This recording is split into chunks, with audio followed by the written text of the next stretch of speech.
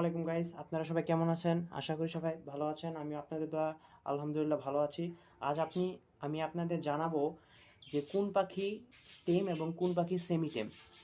আমি গতবার বলেছিলাম ফার্স্ট একটা ভিডিওতে যে ককাটেল পাখি আর বাজিগাড়ির মধ্যে, কিন্তু এটা আজকে আমি ঘুঘুর মধ্যে বলবো। আমার সামনে কতগুলো ঘুঘু রয়েছে, এর মধ্যে যেমন হোয়াইটটা, এটা হচ্ছে হলো আমাদের টেম ঘুঘু, একদম টেম, ফুল টেম। এটা হচ্ছে আমাদের ফুল টেম ঘুঘু। এবং কি এইটা যে ঘুঘু এবং কি এই যে ঘুঘুটা, এটা এটা বয়স হচ্ছে এখন 13 বছর বয়স। যখন এটা আমার বয়স 8 বছর, তখন থেকে আমার সাথে। এখন এটার বয়স 11 বছর বয়স।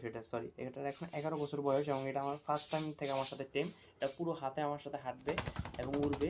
হ্যাঁ, এবং কি এদেরই একটা বাচ্চা, যেটা এটা এটা হচ্ছে এখনো সেমি টেম। এটা একটু সেমি টেম, এটা হচ্ছে একদম সেমি টেম। এটা হচ্ছে এদেরই বাচ্চা। এটার বয়স এখন প্রায় 4 বছর হয়ে গিয়েছে। এগুলো সব হচ্ছে আমার আমার পোষা ঘুঘু। এবং কি আমার কাছে একটা ঘুঘু আছে, যেটা হচ্ছে হলো একদম মানে টেম ছিল না, কিন্তু এটা এখন টেম হয়ে গেছে। এটা এখন হ্যান্ড টেমের মতো প্রায় হয়ে গেছে, কিন্তু এটা একটু আহত। তো এদের পিছে আমার প্রায় সময় দিতে হয়, এগুলো সময় না দিলে না হলে টেম হয় না।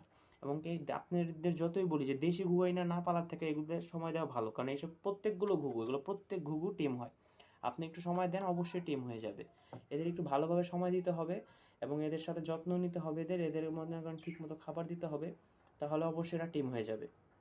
আমার এই ঘুঘুটা যখন আনছিলাম ছোট বাচ্চা, যখন এই ঘুঘুটার হাতে নিছি তখন একদম ছোট বাচ্চা ছিল। আজকে এটা বড় হয়ে গেছে এবং এদেরই বাচ্চা, এটারই বাচ্চা এই ঘুঘু। আর যে চকলেটি কালার ঘুঘুটা দেখতেছেন, সেটা হচ্ছে হলো আহত ছিল, রেস্কিউ করার মাধ্যমে এটা এখন হ্যান্ড টেম হয়ে গেছে। তো সুতরাং আপনারা দেশি ঘুঘু না কিনে, ওগুলো অত্যাচার না করে, অস্ট্রেলিয়ান যতগুলো ঘুঘু আছে এগুলো পালেন, বাচ্চা থেকে পালেন, হ্যান্ড টেম করেন এবং কি এগুলোকে ওই কবুতরের মতনই ধান গম এগুলো খাবার দিয়ে থাকেন।